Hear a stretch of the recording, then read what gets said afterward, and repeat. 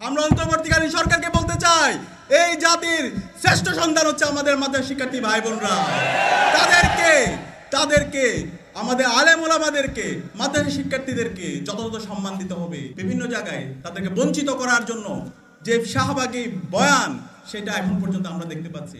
আজকের অনুষ্ঠানের শুরুতে শ্রদ্ধার সাথে স্মরণ করছি জুলাই বিপ্লবের সকল শহীদদের এবং বিগত সময়ে ফ্যাসিবাদ বিরোধী আন্দোলনের সকল শহীদদের, বিশেষ করে আমাদের সকলের নয়নের মণি মুফাসসির আল্লামা দেলোয়ার হোসেন সাঈদী সহ সকল বিচারিক হত্যাকাণ্ডের শহীদদের, আল্লাহ পাক সুবহানাহু ওয়া তাআলা সকল শহীদদের জান্নাতুল ফেরদৌসের মেহমান হিসেবে কবুল করুক আল্লাহ।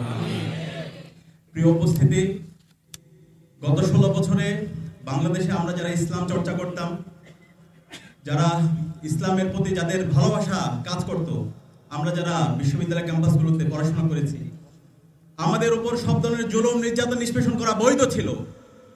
বিশ্ববিদ্যালয়ে একজন শিক্ষক, একজন ছাত্র যখন নামাজ পড়তো, কোরআন পড়তো, ভালো কাজের দিকে মানুষদেরকে আহ্বান করত, তখন তাকে জঙ্গি বলে নির্যাতন করার বৈধতা দেওয়া হয়েছিল।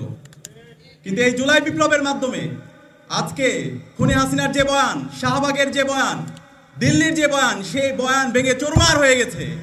আজকে বাংলাদেশে সকল মানুষ মত প্রকাশ করার স্বাধীনতা পেয়েছে, সকল মানুষ তার ধর্মচর্চা করতে পারছে। এই জুলাই বিপ্লবের শুরু থেকে নীতি নির্ধারণ এবং মাঠ পর্যায়ে সমন্বয় করার সাথে আমরা কাজ করার সুযোগ পেয়েছি। জুলাই বিপ্লবের সবচেয়ে ক্রুশিয়াল সময় যখন ছিল, সেই সময়ে এদেশের তাওহীদি জনতা তারা রাজপথে নেমে শাহাদাতের তামান্না নিয়ে, নারে তাকবীর আল্লাহু আকবার স্লোগান দিয়ে তারা রাজপথে নেমে আমাদের এই আজাদির দিকে আমাদেরকে নিয়ে গিয়েছিল।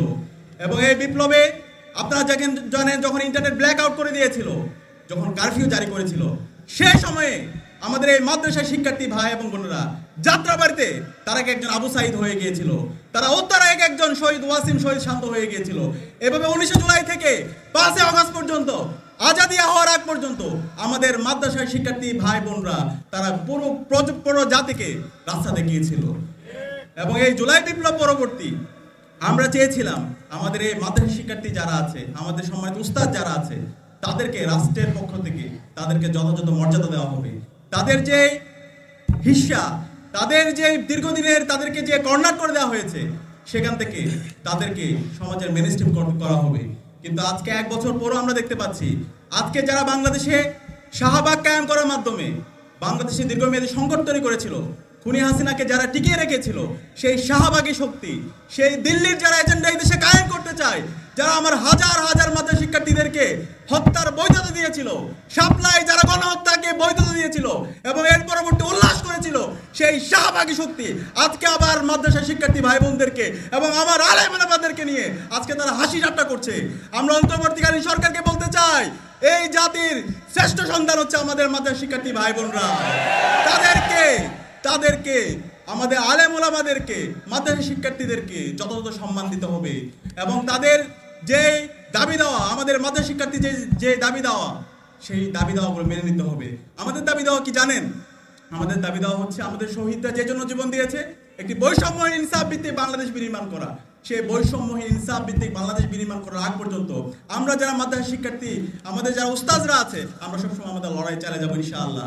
দ্বিতীয়ত, আমরা এখন পর্যন্ত দেখতে পাচ্ছি আমাদের এই পরিচয়ের রাজনীতি এখন পর্যন্ত মাদ্রাসায় কোন একজন শিক্ষার্থী, ছাত্র, তারা এই পরিচয়ের কারণে সমাজে তাদেরকে বিভিন্নভাবে আদারিং করা হচ্ছে, তাদেরকে কর্নার করা হচ্ছে, তাদেরকে বিভিন্ন জায়গায় চাকরি থেকে শুরু করে বিভিন্ন জায়গায় তাদেরকে বঞ্চিত করার জন্য যে শাহবাগী বয়ান, সেটা এখন পর্যন্ত আমরা দেখতে পাচ্ছি।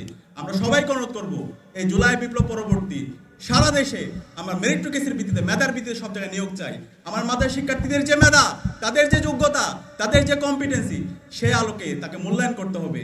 কিন্তু এক্ষেত্রে যদি আপনারা পরিচয়ের কারণে আমাদের মাদ্রাসা শিক্ষার্থীদেরকে বঞ্চিত করেন, তাহলে বাংলাদেশে খুনি হাসিনার যে পরিণতি হয়েছিল, নিষিদ্ধ ঘোষিত ছাত্রলীগ এবং আওয়ামী লীগের যে পরিণতি হয়েছিল, তার চাইতে খারাপ পরিণতি আপনাদের হবে।